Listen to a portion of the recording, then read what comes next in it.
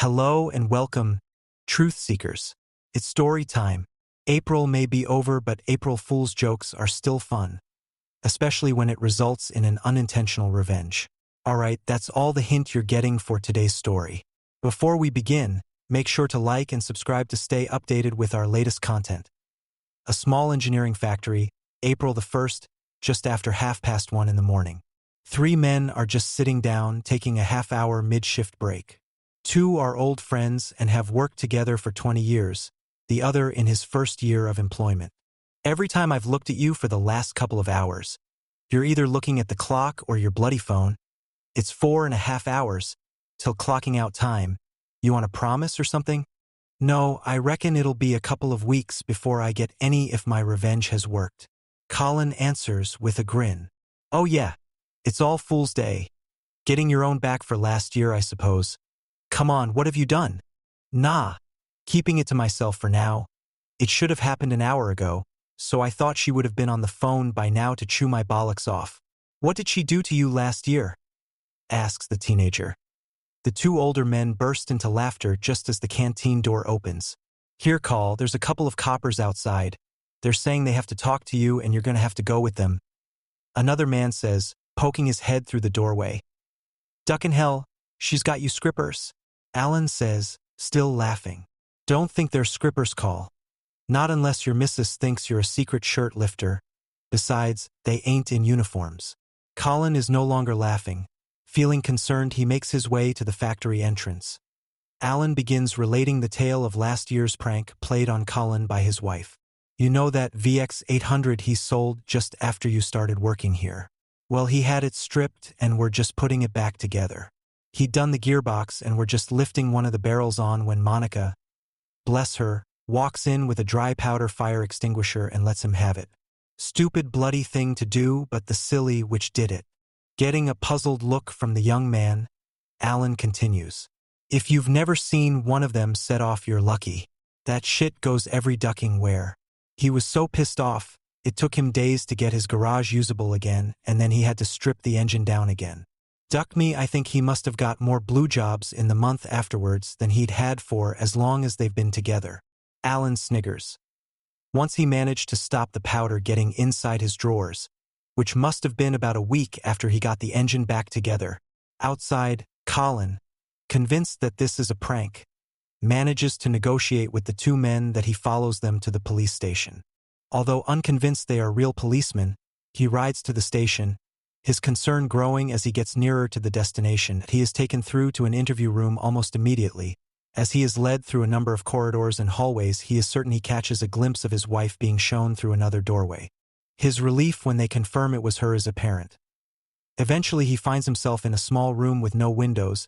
He is told to sit and he asks again what is happening. One of the men asks him why he did it. Thinking that his wife's prank has panicked his wife and she had called the police, he is now certain the prank has been misunderstood and starts to explain about his wife's prank with the dry powder extinguisher. Once he is finished with his tale, he is asked whether a poisonous bomb is an appropriate response. Huh? What do you mean poisonous? It was only flour. But it wasn't flour, was it, Mr. Bull? Yeah, it was. I got it out of the container in the kitchen cupboard. The 2 police officers mutter a conversation and one of them leaves the room. Colin Bull and the other officer sit in silence until he returns. Again they mutter a conversation and one of them queries, Are you telling me you were unaware what type of flour you used? Well, no. It was some gluten-free shit she bought to use a while back, and I didn't think we ever used except once a couple of years ago, because her mother got the shits for a couple of days and convinced herself that she had developed a gluten allergy. Yes, but what kind of flour?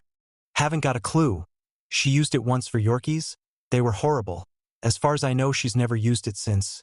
He says, shit, 20 years ago nobody knew what gluten was unless they were a celiac. Now there's more people with so-called gluten allergies than there are hay fever sufferers. I think it's all bollocks. It was peanut flour, Mr. Bull.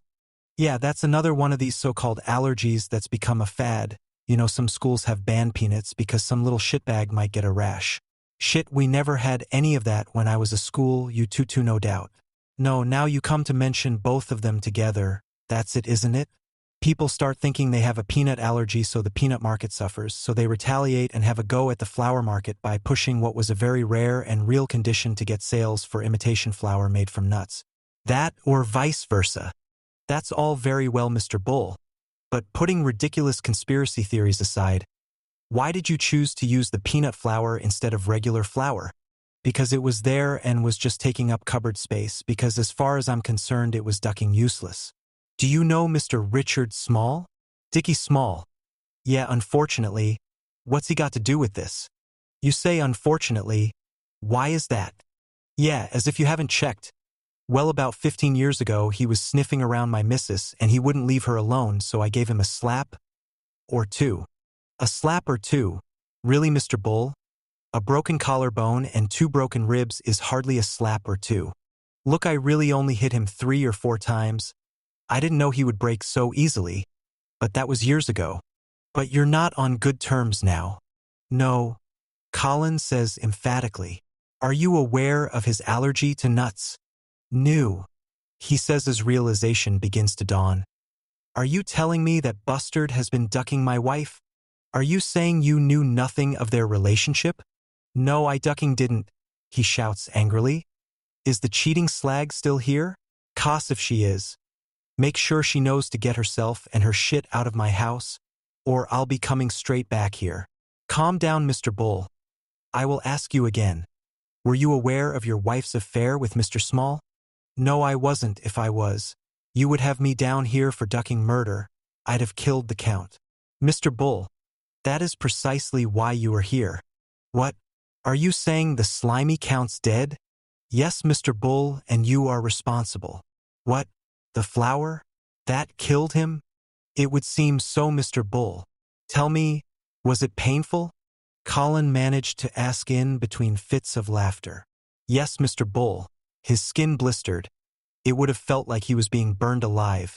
His skin, his lungs, in fact, anywhere his body came into contact with the flour. Ha ha ha. Thank you. That's really cheered me up. Talking over Colin's gleeful laughter, one of the cops asks, Mr. Bull, do you not realize the seriousness of this? Nodding his understanding, he continues laughing. Ha ha ha. Duck me. That makes my day. It almost makes up for being married to a cheating slag. Maybe I won't throw her arse out. Really? The count's dead and he died an agonizing death. Oh, that's ducking brilliant.